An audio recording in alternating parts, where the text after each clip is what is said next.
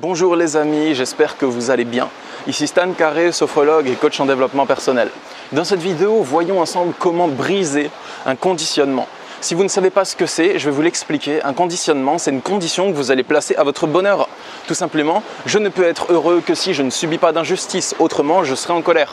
Je ne peux être heureux que si je ne suis pas abandonné, autrement je serai triste. Je ne peux être heureux que si je connais la réussite sans connaître l'échec, autrement je serai angoissé. Je ne peux être heureux que si je n'abandonne personne, autrement je me sentirai coupable. Vous voyez, ces conditionnements, c'est donc des conditions que vous allez placer à votre bonheur. Vous limitez votre champ du bonheur en fait. Vous ne pouvez pas être heureux, épanoui, détendu, calme mentalement si tel ou tel événement se produisent dans votre vie.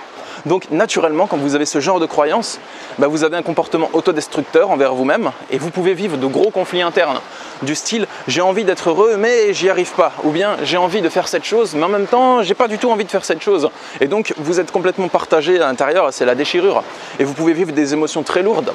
Votre conditionnement, il va réduire votre champ des possibles parce que là où vous croyez que vous ne pouvez pas être heureux, eh bien vous n'irez pas.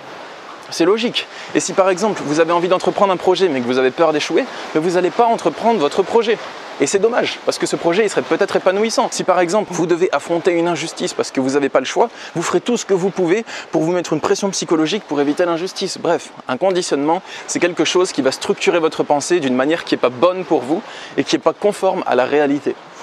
Ce conditionnement, il a été inculqué durant vos précédentes années, c'est-à-dire durant votre enfance, parce que vos parents vous ont éduqué comme ça, ou bien à l'école, ou bien dans un ex-mariage, ou dans des précédentes années. Mais bon, plus vous êtes petit, plus c'est facile de vous inculquer des conditionnements, parce que vous connaissez encore rien au monde et vous croyez facilement, votre cerveau il apprend et il se forme, il se structure. Ces conditionnements, vous pouvez les briser.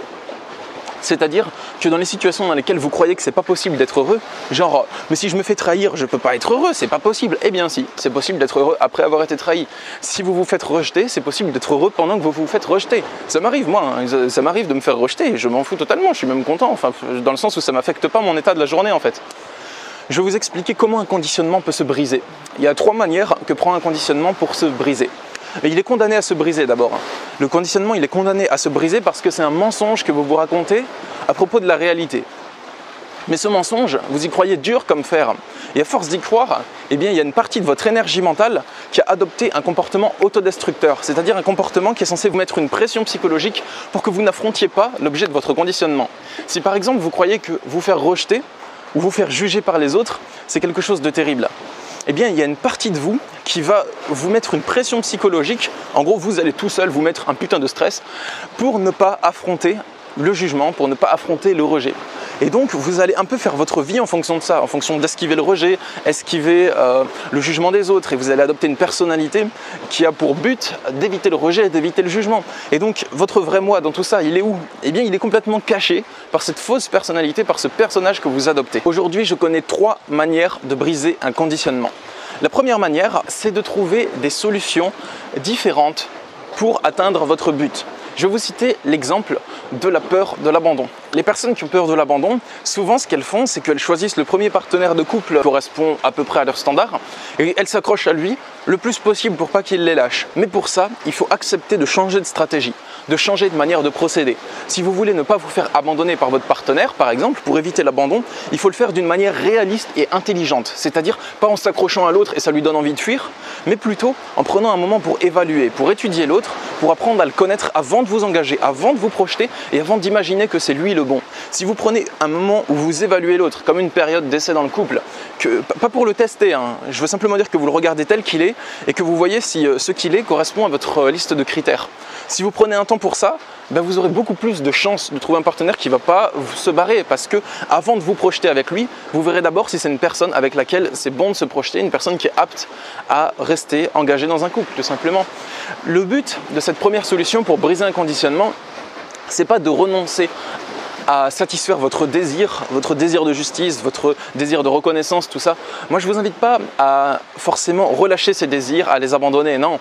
Mais à les satisfaire d'une manière qui est réaliste. Comme ça, vous n'aurez plus peur en fait. Comme ça, vous pourrez être heureux et vous aurez une vision des choses qui est sécurisante.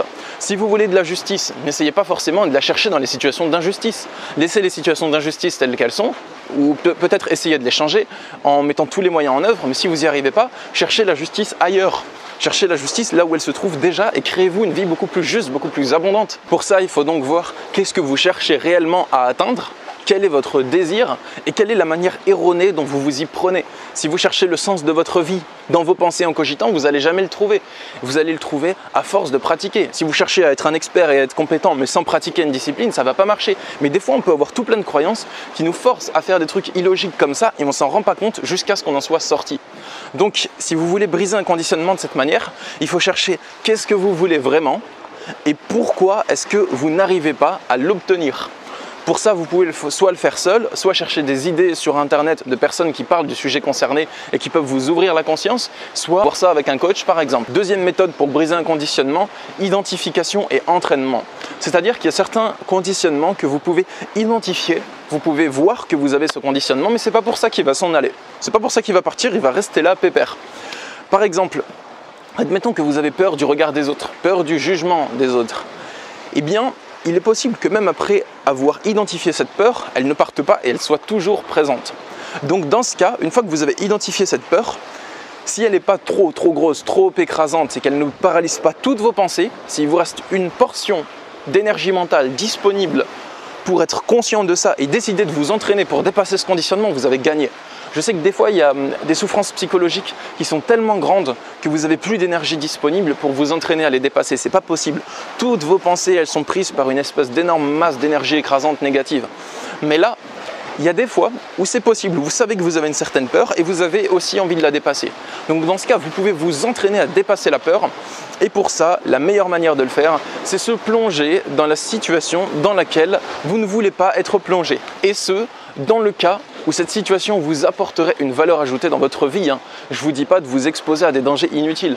Mais si par exemple, il y a des choses qui ne représentent pas un réel danger, comme le jugement, l'abandon ou l'échec, et que le fait d'affronter ces choses et d'être à l'aise avec le jugement, l'abandon ou l'échec, ça vous permettrait d'avoir une vie beaucoup plus calme, plus détendue et de faire beaucoup plus de choses. Si être à l'aise avec ces peurs vous permettez d'ouvrir considérablement votre champ des possibles, c'est là que je vous invite à vous entraîner et à vous confronter à ces situations, à y faire face, à les vivre, même si c'est dur, même si c'est malaisant, jusqu'à ce que vous arriviez à trouver votre confort dans cette situation. C'est comme un bain trop chaud. Vous plongez votre pied dans un bain chaud que vous avez fait couler. Au départ, vous vous dites « Oh mon Dieu, qu'est-ce que c'est chaud !» Mais si vous restez un peu plus dans le bain, si vous n'enlevez pas tout de suite votre pied, vous voyez en fait que votre corps il s'adapte à la température et qu'au final vous arrivez même à kiffer ce bain.